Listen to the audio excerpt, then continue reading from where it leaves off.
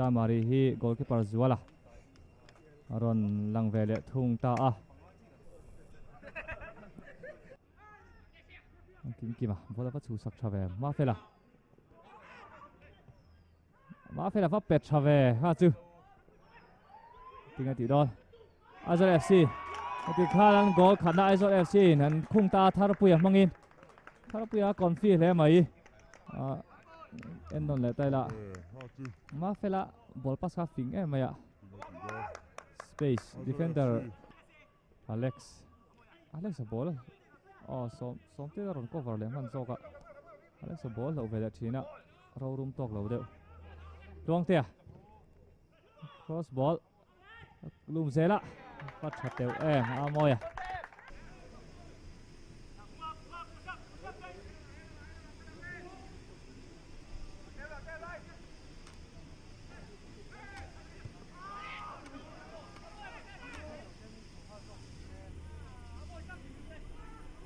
Van cho về ha chứ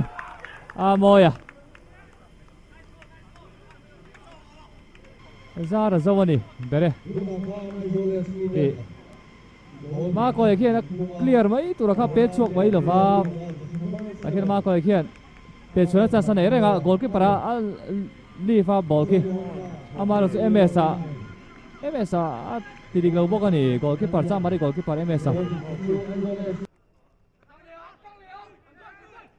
ma coi à back pass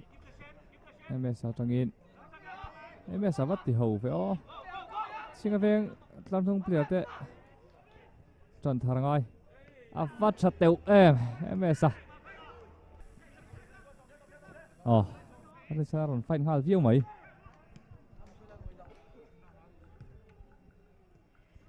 luang tia trong in luang tia try ạ vắt to đều em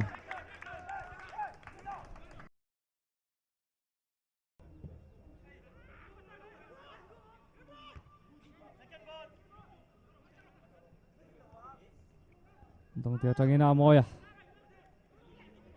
Amoy tiếng nghe thị đôn là lù dễ là Amoy vắt chiang em mà phải là Amoy khăn từ chọn lẽ mấy mà phải là tan miss đi đâu khác chứ chỉ thung phai màn xoay từ đèn mấy Amoy selfish đâu không mày jo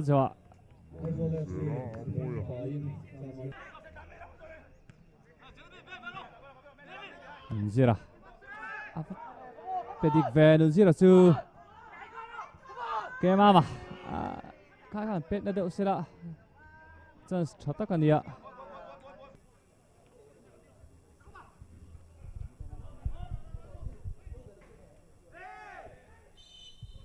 chắc có bà chân là quá fall đâu để tốn trùng kha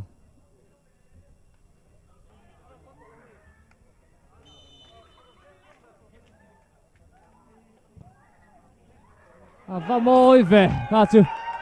môi lấy mấy Aizawl FC môi tụi mình sẽ tăng goal nị khung ta ra mà đi goal keeper MS tăng MS ding live video nị mà cho môi pet try em mày MS sẽ khá là park lâu chúng chiêu mày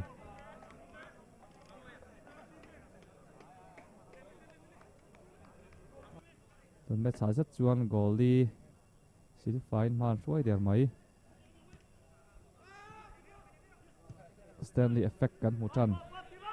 te po ngai thenga tikhat zote Honda Mizoram Premier League season 9 round ngana match ma sajok vena tala khel tur Aizawl FC le Chanmari FC te khel chu kalau zota Aizawl FC hian Amoy gol ni khung